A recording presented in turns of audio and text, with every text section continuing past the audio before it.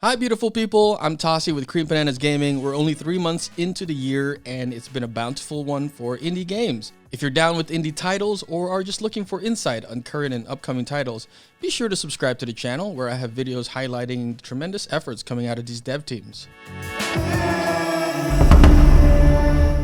Let me begin by saying that I loved my time with Dredge. In fact, I strongly recommend it. You might also love it, but let's consider some of the ups and downs. Dredge is an eldritch fishing experience and debut title of the New Zealand-based 4-person dev team Black Salt Games, and published by Team 17. A big thanks to Team 17 for providing me with review access. Often I feel sucker punched by game trailers because they're so well crafted, but the promise presented in the trailer is a siren call. This trailer for Dredge presented a game that was dripping in atmosphere and mood, and it just clicked with me. And after spending some time on it, I can say with certainty, I was not disappointed.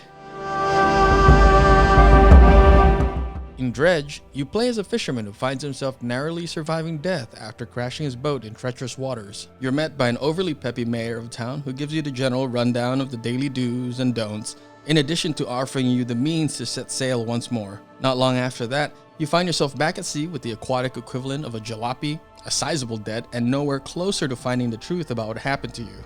While Black Salt Games describes Dredge as a single-player fishing adventure with a sinister undercurrent, the depths of the game slowly begin to reveal themselves after your first few times at sea. Curiously absent is the actual reel-in mechanic you'd find in fishing games. Instead, Dredge utilizes minigames to haul in the catch. The minigames come in several varieties, which is good because you're going to be doing a whole lot of it. A couple of them became tedious shortly after being introduced, while I found a few favorite ones which remained enjoyable throughout the course of the game. From there, you play a game of Tetris to determine the most efficient use of your hull storage capacity, not unlike Resident Evil's own grid inventory system. You'll rotate and consolidate your bounty while juggling your sanity. More on that later. In fact, outside of the storage units you find on various docks, your hull is the only way to carry items you've trawled, fished, or otherwise salvaged from the sea. Your fishing options at the start are limited, but upgrades become available at the shipyard, which you'll need if you're a completionist and you're aiming to fill out the encyclopedia that boasts over 100 species of fish.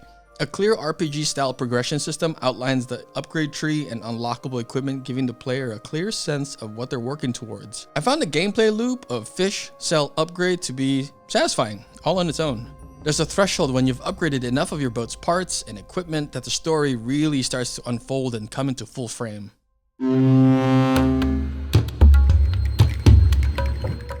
The story felt a bit thrifty, offering just enough to keep me invested, and at times it felt like a bit of a slog because of the distance required to travel over water. However, what it lacks in a robust main story, it makes up for with its cast of characters, made interesting by an art style that sings of that Disco Elysium flair. Their attitude towards you vary, but you can expect to feel a certain degree of secretiveness until you've proven your worth. I always found myself eager to pull into docks to see if I'd be greeted by a new character, or if a previous one had a new dialogue tree available to me. One in particular sticks out to me involves two brothers, set apart by a family quarrel, gone completely overboard and festered with time. It also happened to be the first instance I had a human passenger aboard and ran into the issue of trying to consolidate space. It didn't feel particularly tied to the main story, but the quest, which Dredge refers to as pursuits, resulted in the ability to start using explosive charges. This further reinforced my desire to keep exploring the archipelago just to see what other abilities might be in store. In the nearly 10 hours it took me to complete the main storyline, where I found myself the most captivated were those shifts in tone when your character's sanity comes into question. If you spend too much time trawling without sleeping, you'll quickly have to reckon with the consequences. In addition to sleeping, time also moves ahead when you're sailing and fishing, so it's easy to find yourself ranging out beyond the safety of a familiar harbor way past your curfew. Too little sleep and suddenly there's a rock that wasn't originally there, forcing you to think swiftly or risk damage to your boat. Ethereal lights and blinking eyes begin crowding the skyline, filling you with dread and unease. These well-executed visuals are accompanied by a sound design that knows exactly how to deliver tension and suspense. Those moments when I felt the game knew more than I did were the kinds of adrenaline rushes I needed to balance out the cozy aspects of the game. Thankfully, the game is ripe with those moments, and although it never fully builds beyond eerie and slightly dangerous, its execution was handled with so much finesse. Speaking of finesse, handheld gamers rejoice. I completed most of the game on the Steam Deck. I'm happy to share that it plays like a dream out of the dock, no pun intended. I enjoyed the experience so much that I went a little extra and uploaded the control layout I use, which binds the back grip buttons to the most used actions, mostly allowing you to access responses quicker and with minimal hand movement from the grips. If you do end up using it, let me know how it works out for you. As far as the Nintendo Switch is concerned, the early reports I've seen suggest that it runs flawlessly on that platform too. Yo, power to the gamer, am I right? On their website, Black Salt Game writes, "Our debut title, Dredge, will show you the sorts of games we want to be known for. High immersion, excellent execution, and with a bit of a difference from anything you've played before." It's that kind of ambition coupled with the confidence to forgo your review embargo that says a lot to me about how they feel about their game. And frankly, it's kind of hot. Do you know what else is hot? The accessibility features. Dredge has a good number of ways to ensure it's playable by as many people as possible. Options range from changing colors of how information is presented, to adjusting units of measurement, to reducing screen shake, and even toggling the radial dial, which I found particularly useful.